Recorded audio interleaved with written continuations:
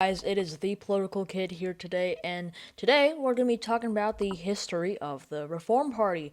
Now, the Reform Party was made in the middle between the 1992 election and the 1996 election, based on the popularity of the third party candidate Ross Perot, who won more than 18% of the popular vote in 1992.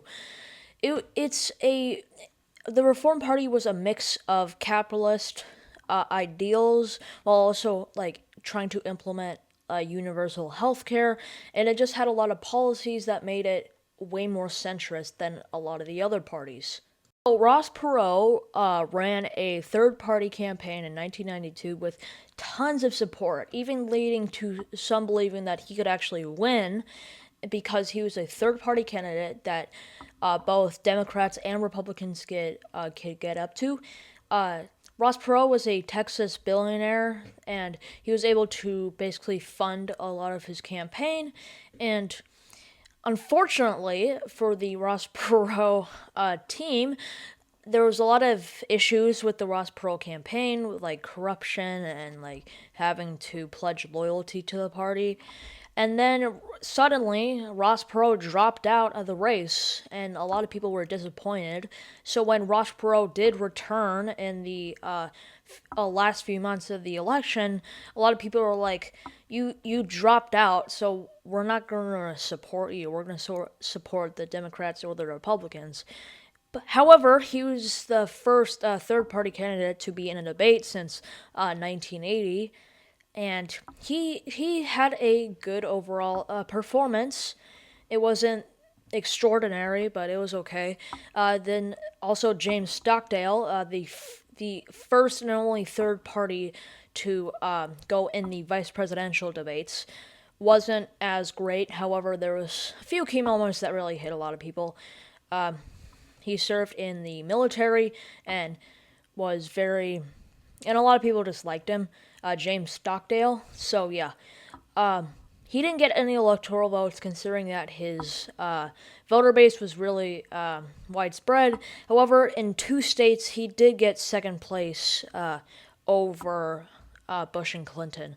So a lot of the ideals for Ross Perot was that he was anti-NAFTA, and they should try to protect the American worker first, and then move on, and should be a little bit more isolationist now that the Cold War was over.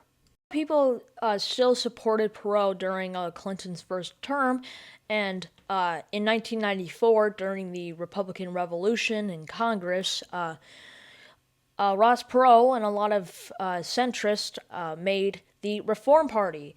That was basically the base and party just for all the centrists and those who supported Perot to organize. And in 1996, Perot was like, "Hey, I don't really want to run for president again." But when he realized that he like the Reform Party want to get a lot of fundraising and a lot of money unless he joined, he decided to join.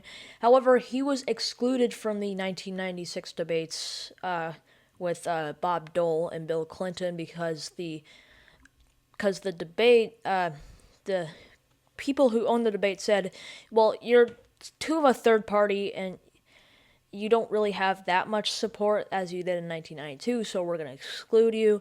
And that really didn't help him, considering that 1992 debate really was able to spread his support and get his message out there. So Ross Perot only got 8.4% of the popular vote. However, that is the most a third party has gotten ever since then. So, and then after that, people were done with Ross Perot. He wasn't going to run again, and he definitely retired from running for politics. And then the party was split into a couple of factions. People who wanted to be way more conservative on social ideas, and people who were moderate on social ideas. In 2000, Pat Buchanan, a very conservative politician, ran for the nominee to be president for the Reform Party. And not a lot of people know that actually Donald Trump did run for president in 2000 for the Reform Party. However, he dropped out and he wouldn't win the election anyway, so it doesn't matter.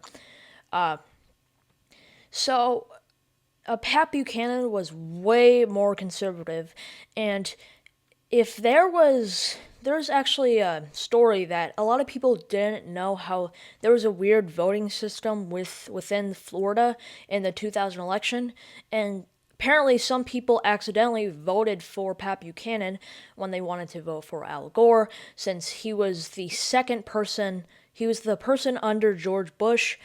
However, people didn't understand that, like, Al Gore wasn't the person under Bush, and it was actually Pat Buchanan. So there's a lot of speculation and some evidence that proves this. So Pat Buchanan had a lot of influence on the 2000 election. Of course, he didn't win, and he didn't have that much of support. And the Reform Party, unfortunately for some centrists and a lot of third parties, just kind of fizzled for the next few years, and it's not really a good party to join nowadays, since their candidates never really appear on national polling and just like things. So the Reform Party was just the 90s and early 2000s way of people to say, we don't like either party, and this is the only place they'll take us. So that was basically it for the Reform Party, and unfortunately, yeah. And third parties have not done well ever since then. So it's ever since the party has fizzled out, we just had more of a two-party system. But nowadays, a lot of people hate the two-party system. So we could possibly see something similar to the Reform Party forming among a lot of younger voters who, if in the next few years a lot of younger voters who voted for Trump don't get their promises, they could be in a third party, but we'll just see what happens, and I hope you all have a good day.